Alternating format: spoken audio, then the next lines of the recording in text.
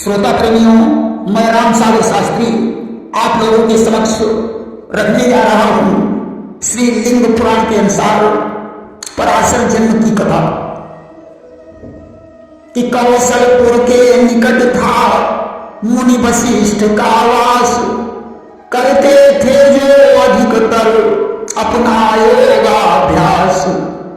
कौशलपुर के निकट वशिष्ठ मुनि का आश्रम था, जिनका अधिकतर समय योगाभ्यास में व्यतीत होता था। वशिष्ठ जी की पत्नी का नाम अरुंधति था। वशिष्ठ जी के 100 पुत्र थे, जिनमें सबसे बड़े पुत्र का नाम शक्ति था, जिसका विवाह अदृश्यंती के साथ हुआ था। अदृश्यंती सुंदर, सुशील और ज्ञानवान महिला थी, जो अपने सास ससुर और पति की सेवा किया करती थी। देखिए, विश्वामित्र और वशिष्ठ में 36 का आंकड़ा रहा है। एक बार विश्वामित्र ने वशिष्ठ के पुत्रों को श्राप दे दिया, जिसके कारण रुधिर नामक राक्षस ने वशिष्ठ के सभी पुत्रों और उनके यजमान कलमासपाद के शरीर में प्रवेश करके उनका भक्षण कर लिया। अब तो वशिष्ठ जी को अपने पुत्र शक्ति की मृत्यु का समाचार जैसे ही प्राप्त हुआ, उनका धीरज छूट गया। देखिए, कितना भी ज्ञानवान, बुद्धिमान, धैर्यशाली व्यक्ति हो, परंतु पुत्र की मृत्यु का समाचार सुनकर उसका भी धैर्य छूट जाता है।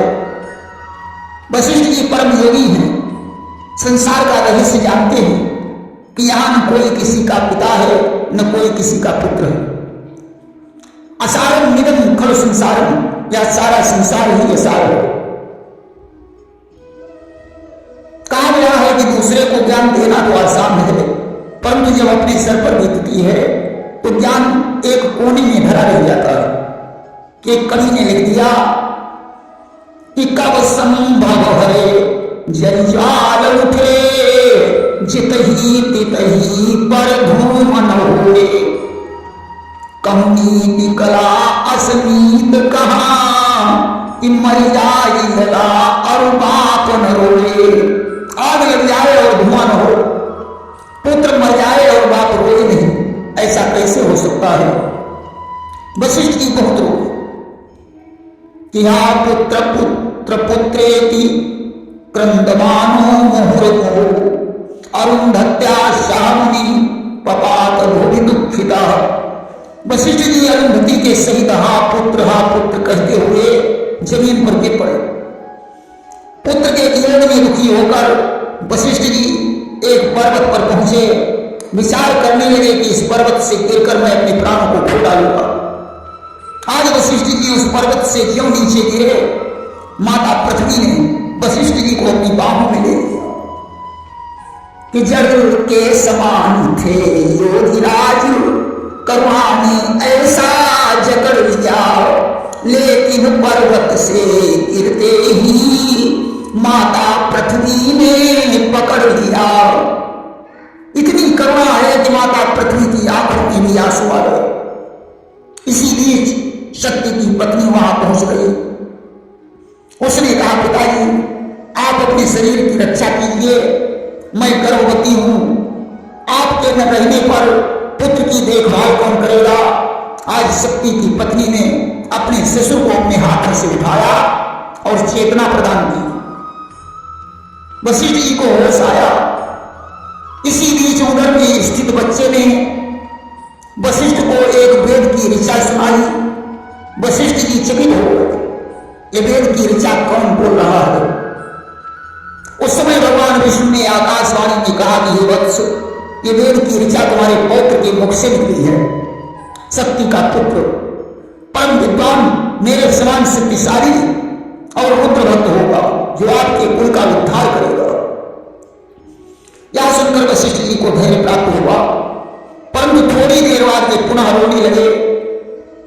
उन्होंने विलाप करते हुए कहा, पुत्र या तो तुम मेरे पास आ जाओ, अन्यथा मैं अरुंधति के सहित प्राणों को खोकर तुम्हारे पास आ रहा हूं। अब तो अदृश्यंती भी अपने उदर को कूट कूट कर विलाप करने लगी। वास्तव में पत्नी का जीवन तो उसका पति ही होता है। बिना पति के पत्नी का जीवन निरर्थक है। जिय बिनु देह नदी बिनु पारी, से नाथ पुरुष बिन नारी। बिना पति के पत्नी का जीवन ठीक उसी प्रकार है जैसे एक नदी में पानी नहीं, जैसे एक शरीर में प्राण नहीं होता। अब तो अरुंधति ने देखा कि अनर्थ हो जाएगा, पुत्र वधू अपने उदर को कूट रही है, अतः वंशहानि की संभावना है। उसने कहा, पुत्री ये क्या कर रही है? अदर्शंती बोली, मां अब बिना स्वामी के मैं भी जीना नहीं चाहती हूं। अरुंधति ने कहा, क्यों? बोली, संसार में वैधव्य जीवन से बड़ा कोई दुख नहीं होता। कि संसार किसी भी नारी को दिखलाए न दिन ये शापेगा, सारे दुखों से बढ़कर है दुनिया में दुख रणापेगा। अरुंधति ने कहा, पुत्री तुम्हारा मर्यादा तो तब ठीक था जब तुम गर्भवती न होती।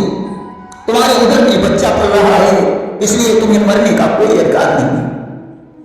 मुनिवर वशिष्ठ और हमारा जीवन भी तुम्हारे ऊपर निर्भर है। आज अरुंधति की बात अदृश्यंती के समझ में आ गई। वह वशिष्ठ जी के पास पहुंची, बोली, पिताजी अपने चित्त को संभालो, मुझे असहाय की रक्षा कौन करेगा? पत्नी का पति अर्धांग होता है, मेरा पति नहीं रहा, अतः मुझे असहाय की सहायता करना आपका धर्म है। वशिष्ठ जी शांत हो गए। 10 महीने में अदृश्यंती ने एक तेजस्वी पुत्र पराशर को जन्म दिया। देखिए, इधर तो पराशर का जन्म हुआ और उधर शक्ति ने पितरों की क्षमता प्राप्त कर ली। वे पितृलोक में भाइयों के सहित निवास करने लगे। आज पराशर के जन्म लेते ही उनके बाबा परबाबा आदि पितृगण पितृलोक में खुशी से नृत्य गान करने लगे। यहां तक कि पराशर के जन्म लेते ही पुष्कर मेघ जल बरसाने लगे, आकाश से फूलों की वर्षा होने लगी। आश्रमवासी मुनि हर्ष से झूमने लगे। राक्षसों की नगरी में गीत और सदाल अमंगल ध्वनि करने लगे। वशिष्ठ जी आज पुत्र के जन्म से बड़े प्रसन्न हैं, परंतु उन्हें जब इस बात का ध्यान आता था कि आज अगर शक्ति जिंदा होता तो उसे कितनी प्रसन्नता होती, यह सोचकर उनकी आंखों में आंसू आ गए। अदृश्यंती भी बेटे का मुख चूम चूमकर शक्ति को याद कर रही थी। अर्थात यहां दुख भी हो रहा है और सुख भी हो रहा है। वशिष्ठ जी ने पुत्रवधू को समझाया, बेटी संसार से जो चला जाता है वो लौट कर नहीं आता, इसलिए शक्ति को भूलकर पौत्र का पालन पोषण करो। अदृश्यंती पुत्र का पालन पोषण करने लगी कि जब आती याद प्राण धन की तो आंख नीर भर लाती है, बेटे का मुख चुंबन करके माता अति खुशी मनाती है। धीरे धीरे पराशर 5 वर्ष के हो गए। एक दिन पराशर ने अपनी माता से पूछा, मां आश्रम में श्री स्त्रियां अच्छे आभूषण पहने हुए हैं, परंतु मैं ये देख रहा हूं कि न तो तुम्हारे कानों में कर्णफूल, न नाक में नथनी, न हाथों में सुनिया, न पैरों में महावर, न माथे पर बिंदी लगी है। ये सारे श्रृंगार तो विधवाओं के लिए वर्जित है, आप क्यों नहीं धारण कर रही हैं? बेटे की ऐसी बात सुनकर माता ने अपनी आंखें नीचे झुका ली। उसकी आंखों में आंसू भर आए। विचार करती है कि अब मैं अपने पुत्र को क्या बताऊं। आज पल्लू से आंसू पोंछकर बोली, बेटा मेरे लिए असली रत्न तो तुम ही। तब पराशर ने कहा, मां खाली ये सब छोड़ो, मुझे ये बताओ कि हमारे पिताजी कहां? अब तो पिता का नाम सुनकर अदृश्यंती पसार खाकर जमीन पर गिर पड़ी, आंखों से आंसू बहने लगे। उसने कहा, बेटा तुम्हारे पिता को ही नहीं, तुम्हारे 99 चाचाओं को भी रुधिर नामक राक्षस ने समाप्त कर दिया है। वशिष्ठ जी भी वहां बैठे हुए थे। पुत्र की याद में वे भी विकल होकर जमीन पर गिर पड़े। पराशर ने कहा, मां शांत हो जाओ, मैं भगवान शिव की कठोर तपस्या करके तीनों लोगों को दग्ध करके तुम्हें पिता के दर्शन करवाऊंगा। देखिए योग बहुत बड़ी चीज है कि रब की ज्वाला ठंडी कर दे, वह योग अंजलि का जल है, हिल जाए जिससे महाबली, वह एक तपस्या का बल है।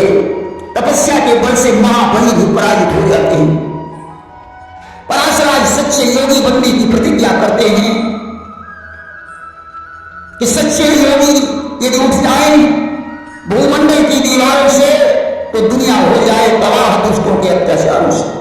अगर संसार में सच्चे योगी नहीं रहेंगे तो दुष्टों के अत्याचार से दुनिया तबाह हो जाएगी। सच्चे योगी से टक्कर लेना कोई आसान बात नहीं है।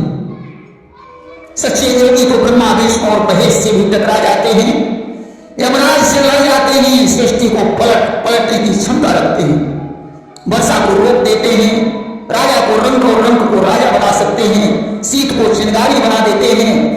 इसलिए कभी सच्चे योगी से टक्कर नहीं देनी चाहिए। कि लड़ते हैं योगी जन विष्णु से विरंची से भी, अड़ते करते हैं विष्णु दंडकारी से।